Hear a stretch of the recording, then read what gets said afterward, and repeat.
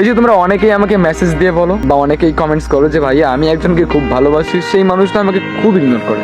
আসলে এই ইগনোর করার মানেটা কি জানো? মানে কেন তুমি এতটা ইগনোর হও? এটা ফার্স্ট একটা কথা মনে রেখো যে তোমার মনে কোনো ভেজাল নেই। সো মনে করো যে তুমি সব কিছু শেয়ার করে ফেলো, হ্যাঁ, তুমি সবসময় অ্যাভেলেবেল তার জন্য, মানে সে না চাইতেই তুমি একটা কাজ করে ফেলো, ঠিক আছে?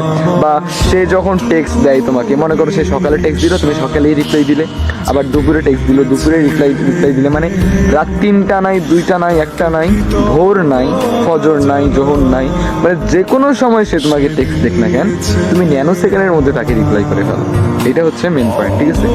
আর দ্বিতীয়ত এই জন্যই তুমি ইগনোর হও যে তুমি তাকে যখন টেক্সট দাও, সে রিপ্লাই দেয় আধা ঘন্টা পর, একদিন পর দেয়, আবার সকালে তুমি টেক্সট দিলা, সে রিপ্লাই দিল বিকেলে। মানে এই কারণে মূলত তুমি ইগনোর হও, ঠিক আছে? অ্যান্ড মেইন টপিকটা কি জানো? মেইন টপিকটা হচ্ছে ও যতটুকু রিজার্ভ করে তার থেকেও বেশি তুমি তাকে ভালোবাসো, তাকে কেয়ার করো, মানে তাকে তুমি প্রচুর ভালোবাসো। এই ক্ষেত্রে সেই মানুষটা বুঝে যায় যে তুমি মানে তার জীবনে থাকবেই, তুমি কখনো ছেড়ে যাবে না। এই কারণে সেই মানুষটা এই ইগনোর করার সুযোগটা পেয়ে যায়।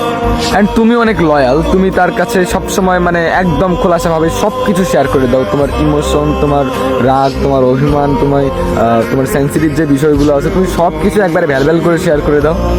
এই কারণে সেই মানুষটা তোমাকে ইগনোর করার সুযোগ পায়।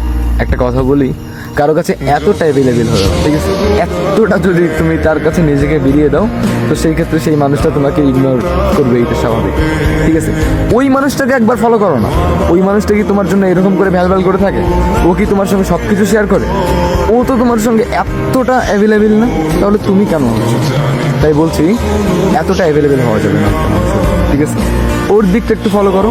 ও তোমাকে টেক্সট দিচ্ছে কখন কখন রিপ্লাই দিচ্ছে, বাট তুমি ন্যানো সেকেন্ডের মধ্যে সব কিছু করতেছো, ন্যানো সেকেন্ডের মধ্যে ভ্যালভ্যাল করে সব কিছু শেয়ার করে দিচ্ছ, একদম পাগল হয়ে আছে তার জন্য। সেই জন্য সেই মানুষটা তোমাকে ইগনোর করার সুযোগ পাচ্ছে। মূলত এইটাই হলো ইগনোর হওয়ার কারণ। একটু মিলিয়ে দেখবা।